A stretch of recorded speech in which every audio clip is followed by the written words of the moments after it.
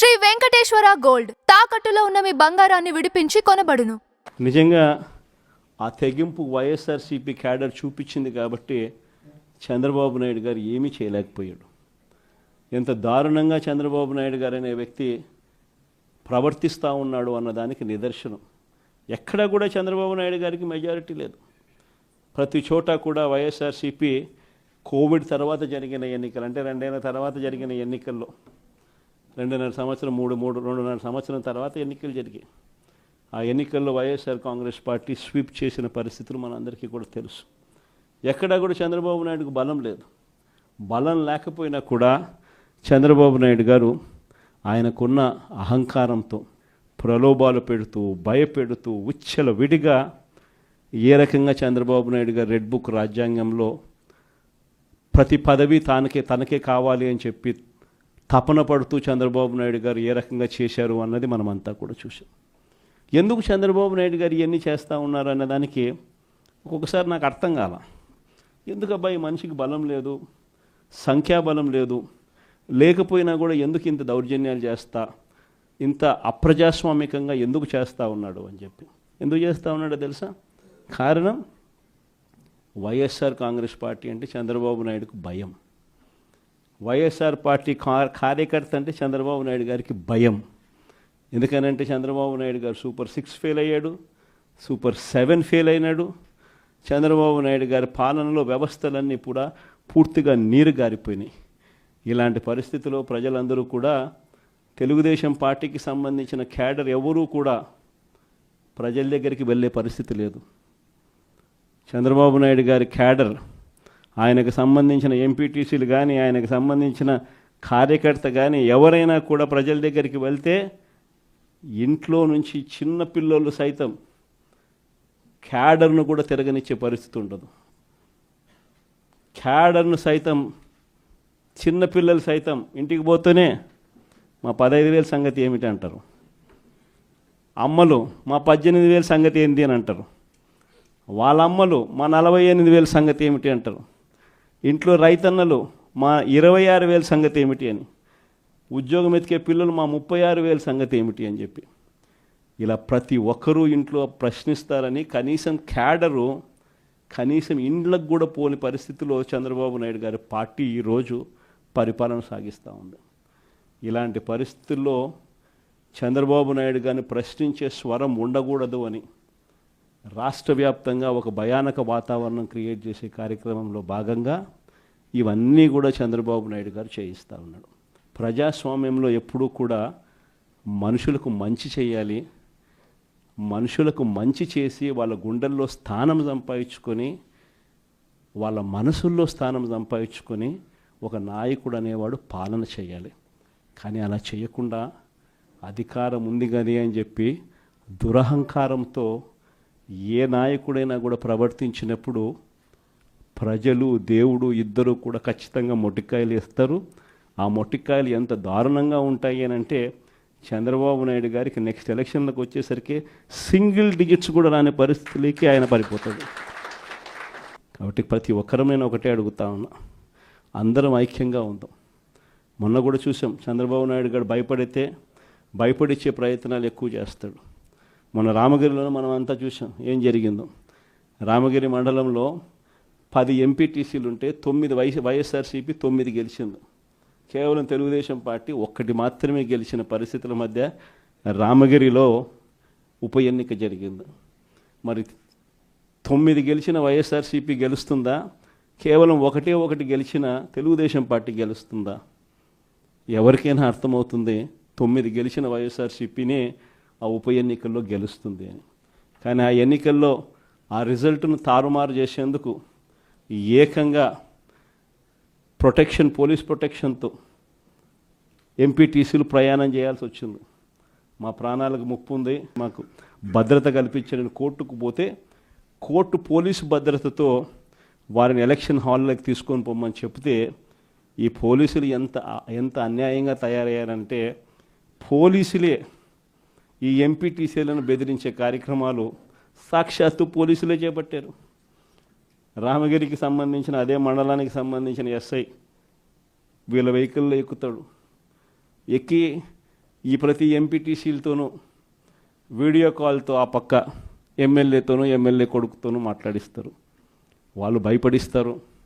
మీ ఇంట్లో మీ అమ్మ మీ నాయన ఇంటికి రావాలంటే ఖచ్చితంగా ఎంపీటీసీ ఎలక్షన్లలో వాళ్లకు అనుకూలంగా ఓటేస్తేనే జరుగుతుందని బెదిరిస్తారు.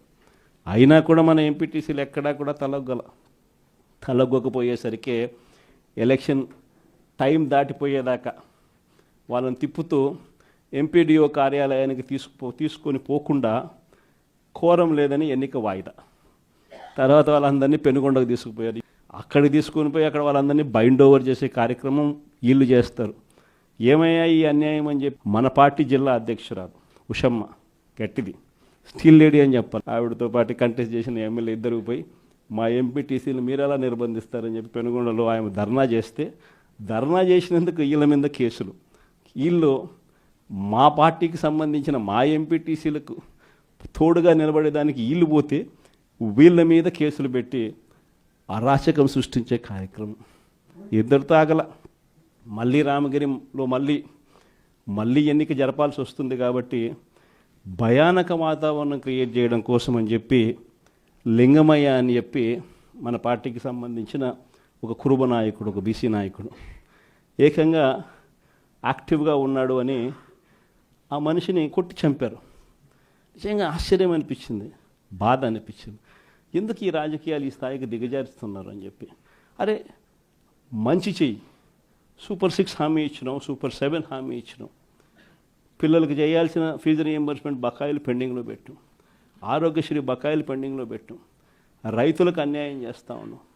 ఇవన్నీ సరిదిద్దుకొని మంచి చెయ్యి, ప్రజల మనసుల్లో స్థానం సంపాదించుకుంటే ఆటోమేటిక్లీ ప్రజలు ఓట్లు వేస్తారు. కానీ ఈ మాదిరిగా దిగజారిపోయి మనుషులను చంపే స్థాయిలో రాజకీయాలు చేయడం మొదలు పెడితే, దానికి పోలీసులను ఉపయోగించుకునే కార్యక్రమం చేస్తే వ్యవస్థలు ఎంత దిగజారిపోతాయి అని చెప్పడానికి పూర్వపు రోజుల్లో మనం అంతా బీహార్ గురించి మాట్లాడేవాళ్ళం.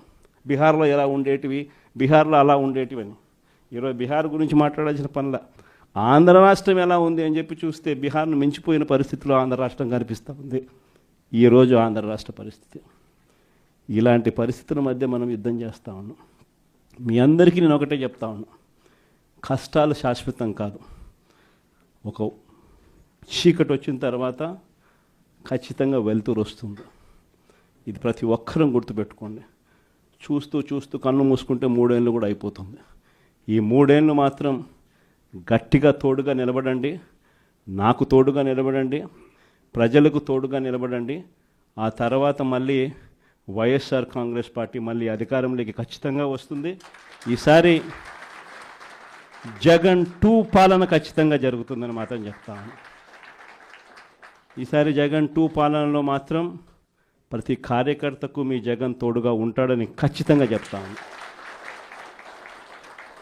కాబట్టి ఖచ్చితంగా ఈ 3 ఏళ్ళు ప్రజల తరపున నిలబడదాం, ప్రజల కోసం పోరాడదాం. విలువలు విశ్వసనీయతతో కూడిన రాజకీయాలకు వైఎస్ఆర్ కాంగ్రెస్ పార్టీ కేర్ ఆఫ్ అడ్రస్గా ఎప్పటికీ నిలుస్తుందన్న సంకేతం ఖచ్చితంగా ఇద్దామని చెప్పి మీ అందరు. చంద్రబాబు నాయుడు గారు మనకు తెలియకుండా ప్రతి ఇంటికి తాను మోసం చేశాడు, ప్రతి ఇంటికి తన మనుషులను పంపించాడు, ప్రతి ఇంటికి వాళ్ళ ఎమ్మెల్యేలందరూ కూడా తిరిగారు, ప్రతి ఇంటికి వాళ్ళ కార్యకర్తలు వెళ్ళారు, ప్రతి ఇంట్లోనూ కూడా కరపత్రాలు పంచారు, ప్రతి ఇంట్లోనూ కూడా ఇదిగో అమ్మ చంద్రబాబు నాయుడు గారు బాండు పంపించినారు, ఆ బాండు పత్రాలు ఇదిగో అమ్మ అని చెప్పి కూడా బాండు పత్రాలు కూడా ఇచ్చినారు. ఇంట్లో ఎవరు కనపడినా మోసం చెయ్యని సెక్షన్ అనేది లేకుండా ప్రతి ఒక్కరికి కూడా చెప్పుకొచ్చారు. దీనివల్ల ఏం జరిగిందంటే ఒక 10% ప్రజలు నమ్మినారు. జగన్ చేయగలిగినాడు కదా, అది కూడా ఒక రకంగా తప్పు మందేనేమో, ఎందుకంటే జగన్ చేయగలిగినాడు కదా, కాబట్టి జగన్ చేశాడు కాబట్టి చంద్రబాబు నాయుడు జగన్ చేసేటివన్నీ చేస్తానని చెప్తున్నాడు, అది కాక ఇవన్నీ చేస్తానని కూడా చెప్తా ఉన్నాడు. కాబట్టి చేస్తాడేమో, మనిషి మారినాడేమో అని చెప్పి కొద్దో గొప్ప ఒక 10% ప్రజలు ఆయన మాటలు నమ్మడం, దాంతో 50% ఇంతకు ముందు వచ్చిన ఓట్ షేర్ మంది 40% ఓట్ షేర్కు ఒక 10% ప్రజలు నమ్మి అటువైపున కొంచెం చెయ్యి అలా పోయింది. కానీ ఈరోజు 11 నెలలు గడిచాయి. 11 నెలలు గడిచిన తర్వాత ఒక బడ్జెట్ అయిపోయింది. ఆయన అధికారంలోకి వచ్చిన వెంటనే ఒక బడ్జెట్ ప్రవేశపెట్టినాడు. 2వ సంవత్సరం బడ్జెట్ కూడా ప్రవేశపెట్టేసినాడు. సో 2 బడ్జెట్లు అయిపోయినాయి. 5 బడ్జెట్లలో 2 బడ్జెట్లు అయిపోయినాయి. 11 నెలల టైం అయిపోయింది. ఈ 11 నెలల కాలంలో ప్రజలంతా కూడా అదిగో చంద్రబాబు నాయుడు చేస్తాడు, ఇదిగో చంద్రబాబు నాయుడు చేస్తాడు అని చెప్పి ప్రతి ఒక్కరూ ఎదురు చూస్తూ వచ్చారు. ఇంతవరకు పరిస్థితి చూస్తే ఏమంటాడు ఇప్పుడు ఏమంటా ఉన్నాడు